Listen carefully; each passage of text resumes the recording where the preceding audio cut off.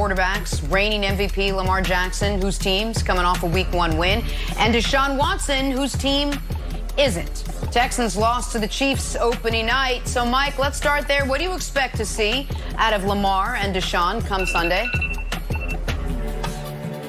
I expect to see fireworks. Both of these guys going to come out firing on all cylinders. You know, I will say this, the advantage goes to the Houston Texans in this game. Well, one, primarily for being at home. The Baltimore Ravens will have to travel. That could take precedent. But at the end of the day, I expect both teams to come out firing on all cylinders. I expect a lot of pass yards, a lot of rush yards. You know, definitely don't see the Baltimore Ravens deviating from their game plan and what they do best. But, you know, we have to see the Houston Texans do a little bit more. Right now, sitting at 0-1, the last thing you want to do is be 0-2 going into Week 3. The chances of making the playoffs go way down. So definitely going to need Deshaun Watson to step up big, pull one out, find a way to will his team to win. And why the Baltimore Ravens might be the most talented on both sides of the ball, I still think that Deshaun Watson can put it all together. He's a guy who can, win a game single-handedly. But, you know, the rest of the guys are going to have to come with him. So I expect some great things out of both sides, but I expect Deshaun Watson to lift this team up and get a win in the win column and get the 1-1 and start looking at things as the Houston Texans will want to see it. Wow, that's big. Well, what I expect to see is Generation 2 of Mike Vick, with Mike Vick introduced to the league. That's what I expect. This is going to be fireworks, like Mike said. But when you start with Lamar Jackson, I'm really intrigued on watching this kid continue to grow. There's going to be a few things you should pay attention to when this guy takes the field. His accuracy, his football IQ, his poise in the pocket. That will be on full display this week. Last week, if you really watched him, man, it was something special. You know, he didn't get the job done with his legs. He really got the job done with his mind and how he controlled the pocket. Greg Roman and whoever else is helping this kid out is doing a phenomenal job. And hats off to his mom, Felicia, who's also in this corner. I'm really proud of him.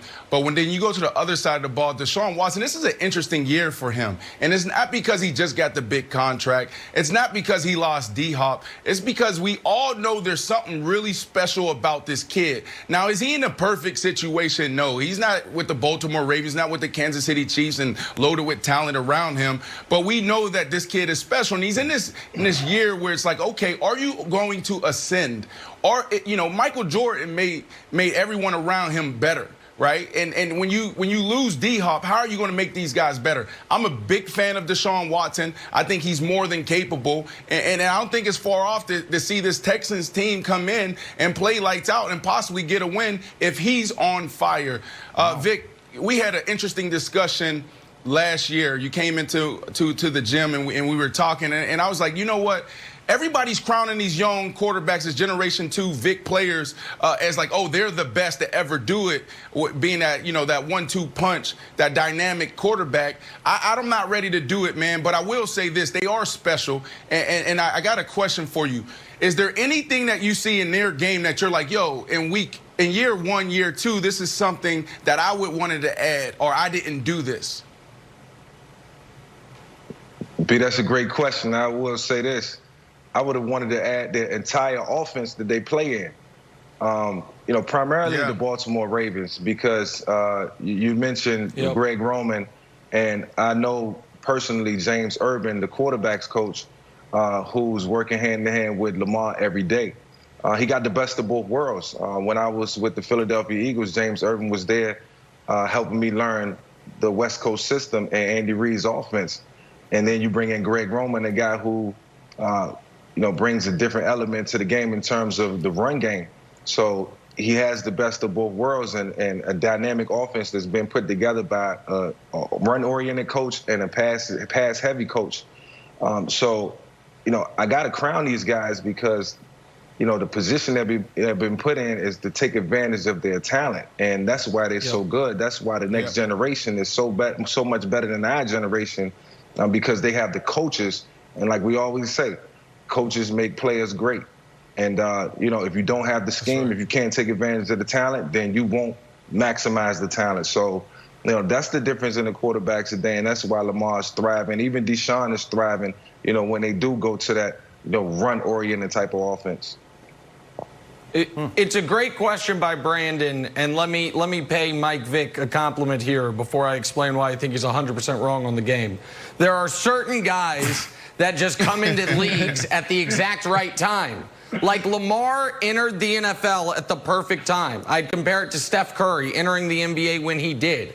There's a guy named Chris Jackson turned Mahmoud Abdul-Rauf in the NBA. He came into the league 20 years too early. If he would have come into this league, we would have seen him be a superstar player.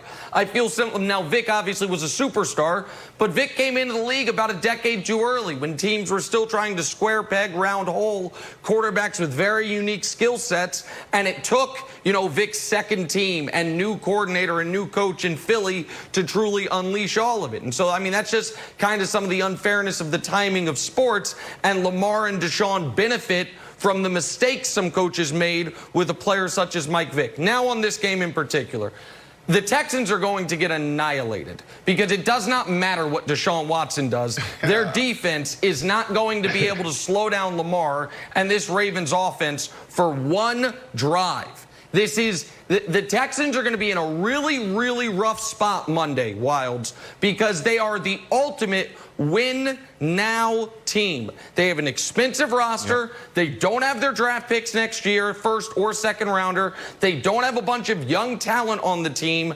And this is supposed to be their Super Bowl window. And in week one, the best team in the AFC worked them over, was up 31-7 with 8 minutes left before they added late scores to make it look good.